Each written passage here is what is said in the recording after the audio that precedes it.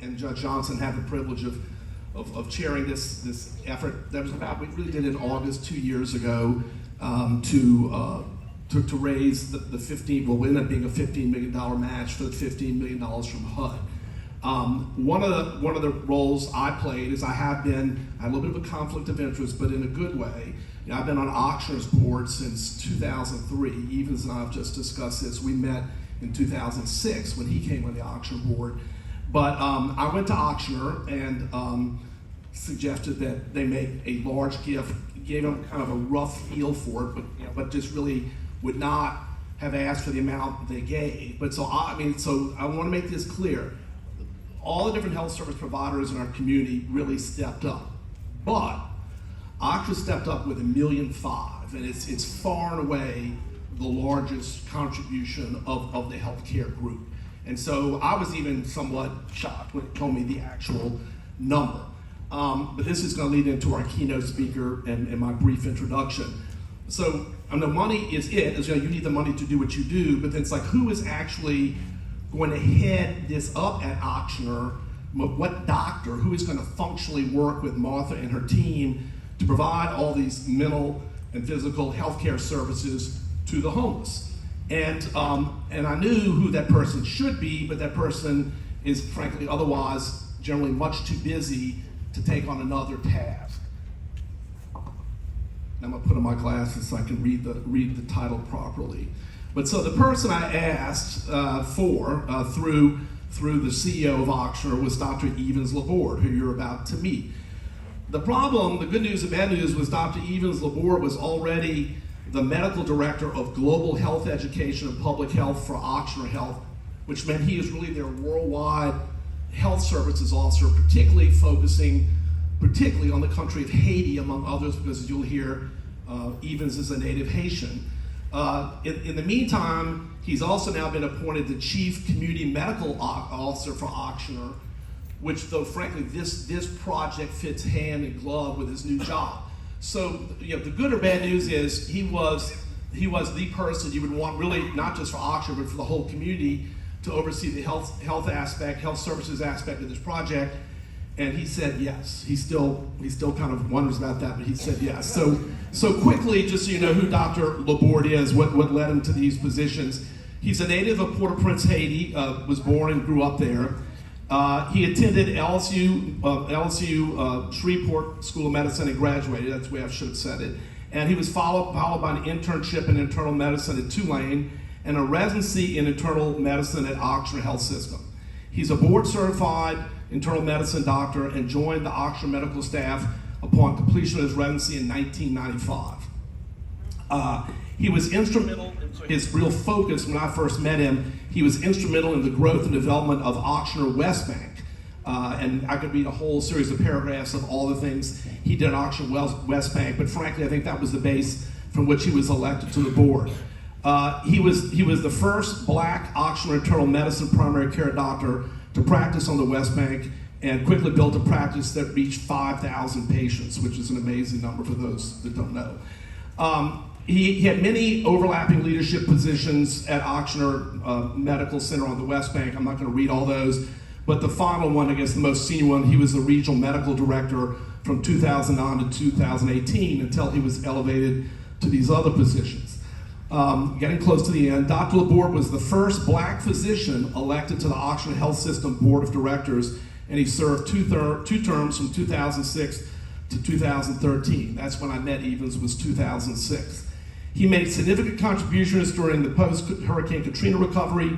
He was a recipient of the 2006 Drum Major for Justice Caretaker of Hurricane Evacuees Award from the Southern Christian Leadership Conference. He also received Essence Magazine's Essential Heroes Award for local and global humanitarian work in the COVID pandemic. Let's skip down. He led the Ochsner relief effort in the aftermath of the 2010 earthquake in Haiti, and he was the recipient of the 2011 Alton Ochsner Community Service Award for his local and global humanitarian efforts. He is the co-founder and president of a foundation that's a Haitian-based nonprofit that provides humanitarian, educational, and health services in Haiti. In fact, he will be leaving for Haiti tomorrow, which we've discussed. As we know, if you watch the news, they need a lot of help in Haiti, and particularly Port-au-Prince right now, and he'll be on the ground starting tomorrow. So again, last, he currently serves in 2 major positions at Ochsner, really overseeing all of their community outreach programs. You cannot have a better person to implement this aspect of the grant, Dr. Yvens Laborde.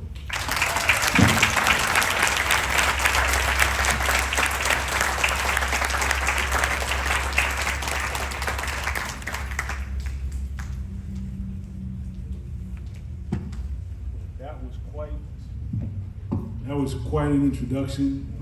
Thank you very much. I'm not really that comfortable about listening people talk about me, so thank you very much. And having known him for that long, it really is significantly meaningful for me.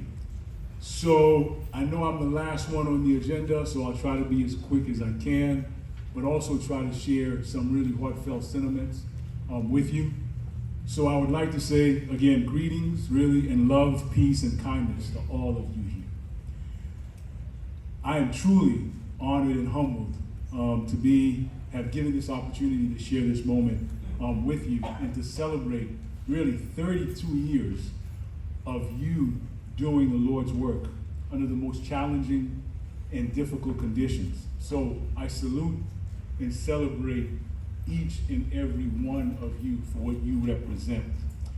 I'd like to thank, obviously, my dear friend, Martha, who I've known as a friend and colleague for some time, and really for the incredible honor of being here to speak to you, and also Judge Johnson, who is, for me, an icon, as well as Mr. Hines.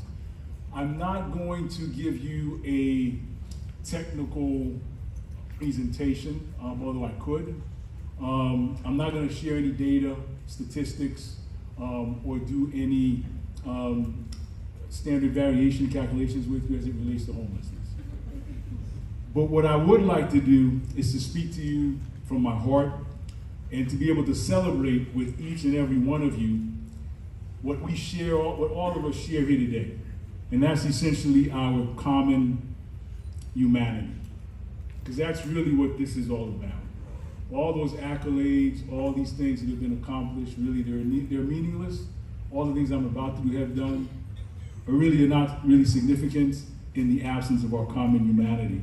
And the infinite worth, really, the infinite worth and value that every woman, man, child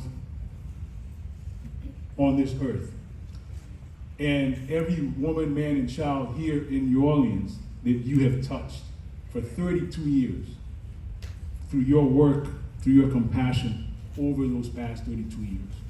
So, although in my studies I can analyze these statistically with data, but no data point can actually quantify or measure the impact. Each one of you who've received the awards, each one of you shared your testimony with us, which has actually inspired me personally and professionally. There's no data point in the world that could actually quantify and give that value. So in that context of our common humanity, I'm compelled, and I'm looking at Ms. Patterson and Ms. Angela, what she represents. I'm compelled to really say, all of you here, in the words of Martin Luther King, and having gotten that book, we're all collectively here, and we should be, drum majors for social justice. That's what we are, and that's what we ought to be. Because individuals who have experienced homelessness, that's the ultimate form, because I've seen it globally, I've seen it locally. It's the ultimate form, for me, of social injustice. Because fundamentally, and because of that, we need drum majors like all of us who are standing here to stand side by side and march really towards this goal of ultimately ending homelessness altogether. Because from our perspective, one of the cruelest, and I've seen it in front, I've seen it post-Katrina, I've been in the encampments, I know the smell, I know the pain, because I've seen it, I've seen the trauma. I've seen it here and I've seen it outside of the United States. So it's not something that's foreign to me. And I think it's really one of the cruelest and most inhumane forms of social justice, that anybody in any circumstance, in any part of this world should have to experience that, because there's no hardship like it. So all of you here today, for me, you're individually and collectively true, and especially those who were kind enough to share your stories. Because this is about you. I don't want to talk about me. You really are heroes and sheroes of resilience and of resistance.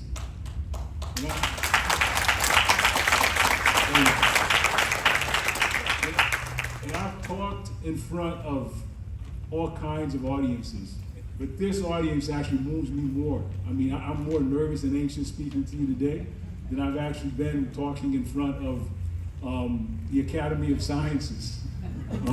So, again, you all really are heroes and sheroes of resilience and resistance. You've either endured the extremes of the trauma, of the structural violence that being homeless can unleash on the life and being of an individual, in the family. And so, again, all of you here for me, that idea of being drum majors for justice, because you need a drum major in a fight. You need drum majors to lead the fight, and to advocate for those who are currently suffering and enduring such unimaginable trauma and difficulty. So I'm honored, truly, to be in your presence, and I'm appreciative of the journey that's actually led me to be here, because you really are truly remarkable, courageous, resilient, and powerful individuals. And I'm taking this responsibility. Well, I couldn't say no. And I really have to respect Ochsner. I have to respect Mr. Hines, JD, and all of our partners at Ochsner for taking this cause, because for me, I was committed to making sure that that happened. Because as an institution, we are a socially accountable institution. And that means we have to be socially accountable to the people that we actually serve, because we exist, we thrive, and we benefit, we profit because of you. So it was our moral obligation to make sure that we contribute and we be part of that solution. So, are you guys heard enough? Or can I? No? All right, so real quickly, what did you say? I continue. I need permission. That's how powerful I think you guys are. And I'll stop anytime you want me to. But I think I want to share with you one. I'm just so inspired. I mean, I'm just so inspired by each and every one of you and the stories that you've shared. But I want to, and you've actually embodied the ideas that I carry. So one of the things that's guided me through my life, having been born and raised in Haiti, actually is one of my favorite quotes. And it's a quote really by an Irish playwright. His name is George Bernard Shaw. And he actually said famously, now listen to this though, that the worst sin towards our fellow creatures, like the worst sin that we can commit towards our fellow brothers and sisters, our fellow creatures, it's not to hate them, although there's plenty of that going around, but it's to be indifferent. It's to be indifferent to them. Because really that is the essence of inhumanity. To be indifferent to the pain, the suffering, and trauma of people that you see every day. To drive by and see a homeless person and be indifferent to them. To look away so that you don't have to feel that pain that they're feeling. I never look away. I always make eye contact with them, no matter where I am, whether it's here and overseas. And that's why I'm here in front of you, and that's why I'm inspired. Because indifference, that's the worst thing that you can, that's the worst crime that you can commit, to be indifferent to someone's pain and suffering. Because that indifference, as a physician, because I've seen it, I've seen physicians become indifferent. I've seen social workers become indifferent. And it leads to inaction. And when you're indifferent, you feel no motivation to act. And so somebody's pain and suffering is meaningless to you. And it's a form of structural violence when you're indifferent. Because structural violence, the way that I define that to my students and my residents, it's constructed. Your suffering is constructed. It's a social, political, and economic system that harms you. It perpetuates physical, mental, spiritual, socioeconomic harm. And it does that to the most vulnerable people, the people that are least able to protect themselves from that. Although you should be the ones that you should be valued and supported and protected the most. So that structural violence, that poverty, economic deprivation, access to services, access to care, and the direct systemic effect and institutional forces that perpetuate that on each and every one of you is created. And so anything that's constructed, in my learning, in my experience, in almost 20 years of study, can be deconstructed. Homelessness is not it can be ended because it was constructed. Yeah. It was made. It's a form of social injustice, and all social injustice is constructed. And so, again, as a social construction, it exists primarily because society's collective indifference and inaction in the face of extreme human suffering and need. That's basically what it is. So it can therefore be deconstructed, it can be ended with targeted solutions, focusing not only on the individual, that's the smallest part of it, but the social drivers, the forces that come together that create the conditions for homelessness to exist. Because the cure for homelessness, it's really not that difficult. I mean, I hate to say it. It's affordable housing and access to shelter. Yes. That's it. I mean, we can go to the moon, you know. But so I'll end it by saying really that homelessness and the human suffering that it causes, it's not equally distributed. Don't and understand what that means. It's not. It's by design. Yes. The people who are suffering, it's just like everything else. It's not an accident. Yes. It's by design. Yes. And more importantly, it's not a moral failing. It's not a scarlet letter on an individual's worth or value as a human being. It's simply a socially constructed injustice that is the result of individual, social, political, cultural dynamics that result fundamentally, and that's what you've been fighting against, that's what we're all fighting against. It's the unequal access to resources, opportunities, and support for some of the most marginalized and vulnerable members of our society. What on earth does that say about us? But what it does say is that if you, I know this is a church, but irrespective of your faith, you know, Jesus said to him, foxes have dens to live in, and birds have nests, but the Son of Man has no place to lay his head. And so, deconstructing and remedying the structural causes of homelessness, it's a moral imperative. It's a religious, it's a divine calling. It's a matter of social justice. So we can end that, we can end it on a massive scale. That's why Ochsner is committed to doing our part to end it. It's a matter of will. It's a matter of choice. So to continue to choose to do so, to allow it to continue, it's not only immoral, it's unjust, because it does not have to be. So, I'm humbled and honored to be in the presence of each and every one of you, who you are here, who are leaders, you who have actually won and been recognized today, really the true heroes who've testified and shared these most really incredible, inspirational stories with us, with me, continue to inspire me to do what I do. The front line and everyday drum majors for justice that you all are, fighting the indifference and the inaction that people are encountering every day.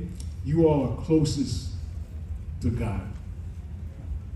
You really, really are.